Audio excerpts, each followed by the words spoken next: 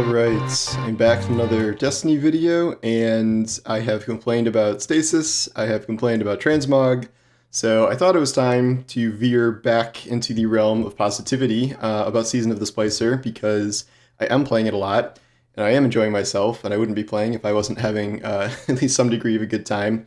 So I thought I would talk about what is working for me this season so far in these first few days here. Granted, there's still a lot more to come, a lot of stuff both on the roadmap and from what I am hearing off the roadmap, but I won't get into that quite yet. The way we started here with this kind of introduction to Mithrax and his Cal, I talked about this on day one, but the storytelling stuff, at least in the initial period here, is fantastic. We've learned more about the Fallen as kind of a species and a culture than we have in probably the last 6 years of Destiny, just through either interacting with Ido at the camp or reading a lot of the lore.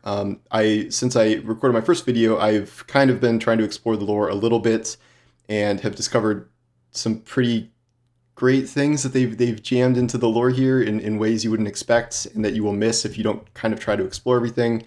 There's the sigil on the wall that they paint to ward off guardians that is in the shape of Saint's helmet. And when Saint learns that he's like the boogeyman of the Fallen, he's really sad about it, and it's like a really touching scene. There's an Helsinki? I always get it wrong. Elixni. It's Elixni, isn't it? Talking to the Drifter about how no, they don't actually eat human babies, but they may have eaten humans in the past, just like Drifter has eaten every sentient species under the sun, probably including humans, let's be honest. And then I think it's just on one of the guns, there's like a lore story about a Fallen trying to eat ramen for the first time, and like the shopkeeper trying to like teach him how to eat ramen. It's not all like super lighthearted stuff. Like there is kind of this undercurrent of racism, and like I kind of see what Bungie is trying to do here with not like racism as a topic, not like Bungie wrote racist things. There is this undercurrent of kind of this refugee story and people in the tower dealing with kind of like being racist, or I guess it would be xenophobic, I don't know, against Fallen. So you have like one group trying to accept them, and then another group, which is kind of represented by Lakshmi, calling them, brutal savages, and she thinks that they're gonna betray us and bring the downfall of the city and stuff. So it's kind of the split view in terms of like whether they're an asset or a risk to house them here. And I think that's kind of an interesting conflict for the season. Moving past story, I am very impressed with the loot I've gotten so far. I think Chosen did a really good job with loot too, but I am also so far just as impressed with Season of the Splicer. A lot of these new perks are pretty interesting and bringing some unique things to the table. Heating Up is kind of a popular one where on kill you get more, I think it's accuracy and recoil reduction or something, and that has panned out in a few pretty good ways. I have a really fun machine gun that has that and Zen moments and like a stability masterwork and I think steady rounds or something, and it's just it's like a rapid fire machine gun, so those are usually kind of all over the place, but that one is very stable, which is a lot of fun. And in terms of like actual high quality stuff, the new sidearm, not the stasis sidearm, I don't actually like that, but the kinetic sidearm from Splicer, I don't know all the names of everything yet, but I got a full auto frenzy version of that right away.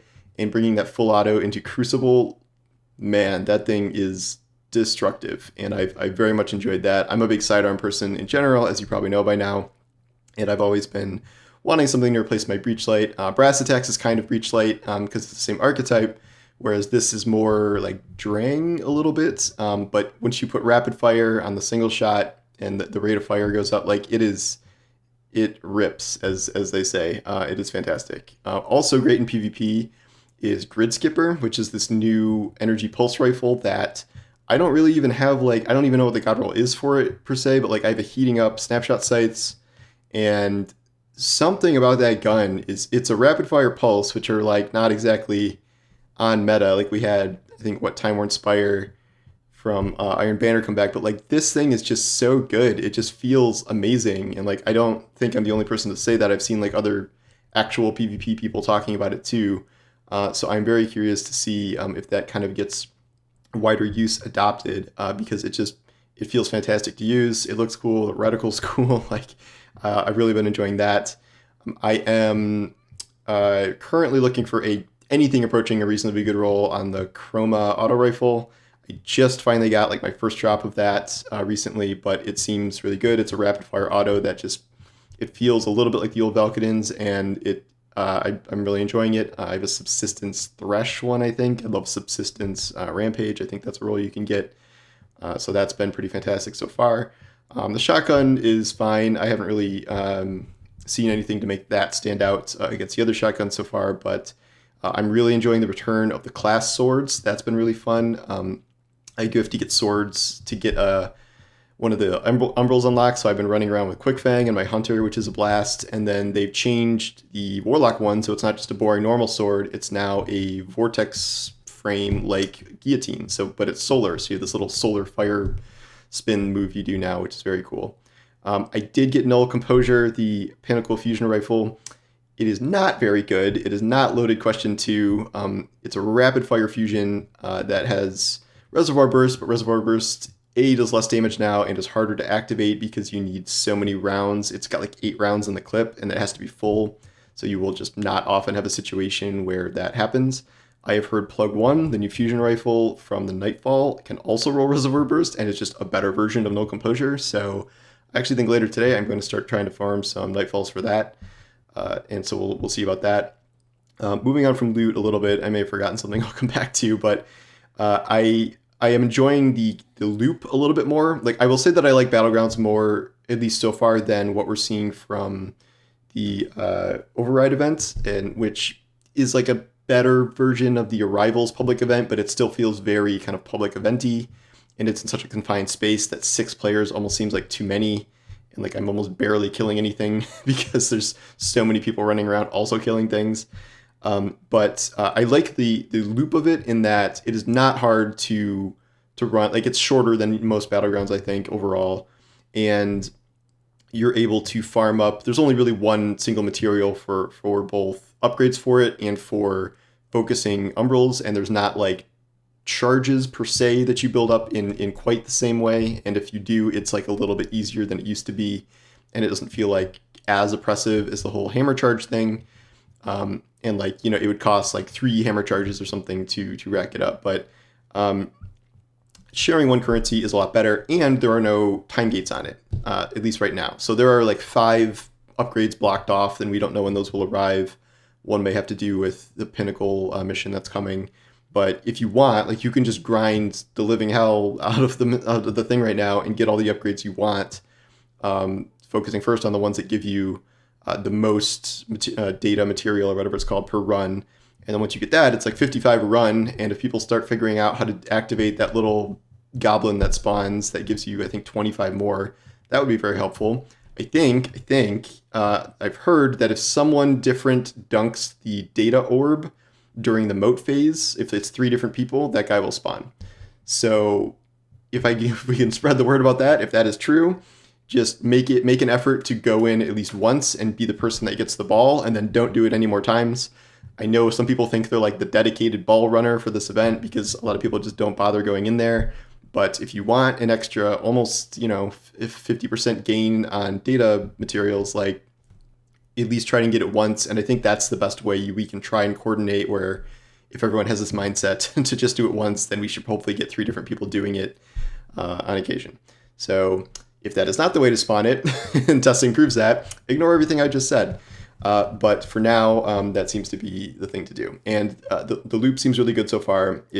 I haven't started focusing yet. I'm focusing mainly on doing the upgrades for the different umbrals instead. So one thing I have been farming was I farmed all the legendary legs yesterday, and as ever with my luck, so I did the thing where my umbrals were full. So my first drop on my Hunter went to my Postmaster and then decrypted into a helmet on leg day. I think that would have been the correct drop because the other 2 times I ran, I got the boots on my second run on my Warlock and my Titan. These boots are crazy. It is probably, Bungie's been kind of rolling out sets of 3 exotic armors for a while, and usually there's like one standout and then the other ones aren't really used as much. All 3 of these seem very important. The Hunter one, which can overcharge your super, has made a number of supers viable that weren't before. It not only does it like out damage Celestial Nighthawk with the Bottom Tree Golden Gun, it gives like Blade Barrage a 60% damage buff, and like that is really noticeable. Like I can pretty much almost solo like one of the phases of the Wyvern's health like in that part of the thing, and it feels like the Thunder Crash exotic essentially, but for multiple Hunter supers. The debuff has been elevated to 140% increased damage on enemies that are tethered, but it's only for your Hunter. So if you tether and then switch to like a rocket launcher or something, you will be doing like 2.5 times as much damage as you would be otherwise, which is crazy. So that one is good, needless to say. The Warlock one is probably one of the most creative ones they've done, where you can plant down a well and then you will start shooting out little seeker rounds to either heal your enemies or give them damage buffs, depending on your well type. And they made it work with Lumina, which means it instantly charges you with 5 noble rounds when you drop your Rift. This is another one of those. They built in some synergy with a specific weapon exotics that they did last time they did this with Thorn and Necrotic Grips. So Warlocks lucked out and have 2 of these interactions. The other classes really have none. So that's very cool that they did that. And that seems like, especially in like raid encounters or if it's taking tons of damage, if you can just, like, those heals are instant. And like I've been playing Override where a Warlock was using that, and I'm on like the verge of death fighting some champion or something, and then I just get full heal out of nowhere. And it's from those little Seeker Orbs. And if the damage ones are 35% damage buff, I think, if you're doing that and combining it with noble rounds or something, like it's pretty significant. So I'm trying to start building a Warlock build around that. I think it synergizes best with a Well Warlock, but I'm trying it on a Void Warlock I'm also trying out some of the new Elemental Well builds. That's been pretty interesting because they're starting to get into some interesting territory where the one on the Hunter, you will, like, if you pick up an Elemental Well of your same subclass, like a Solar Well, it will just constantly give you never-ending recovery for about 10 seconds, no matter what you're doing. The Warlock one, or it's not the Warlock one, but I have it on my Warlock. The Void one lets you take reduced damage on a timer, and there's just a lot of like kind of little interesting ones they've added, and I still don't know if it's like better than a Charge with Light build or better than a Warmind Cell build, but like they're getting there, and they're really doing things with kind of increased healing, damage reduction, decreased ability cooldowns, stuff like that. So at least, you know, the concept is expanding and we can kind of play around more. I haven't gotten all the way to the end tier of the seasonal mods yet, but I know a lot of those at the very end look interesting. I'm certainly curious to play around with like what increased Dragonfly and Firefly damage look like.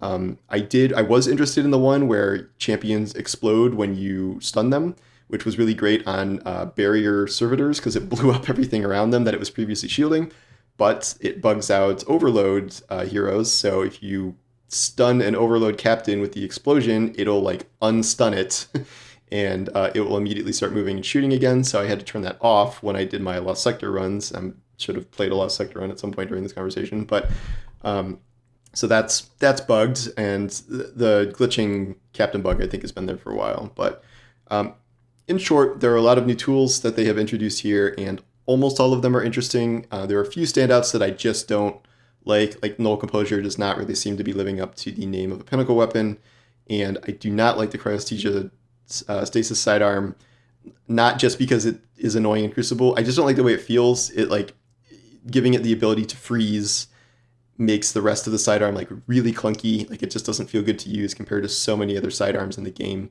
And like getting in a sidearm duel against like any other sidearm, you will probably get roasted. So compared to like Tiku's and Dead Man's Tale, it doesn't feel very good. But the legendary weapons, all of those have been pretty fantastic so far. The world drop ones or the override ones. So that has been cool. So I am enjoying the season. My plan for today is literally to farm some Nightfalls and then check in on Trials and see how things are going there. If the new SMG is the 3-win, I will play Trials. If not, or like the helmet or the class item or something I don't have yet, I will play Trials. But if not, probably going to sit this one out because I don't really like playing Trials unless I have to for some specific drop.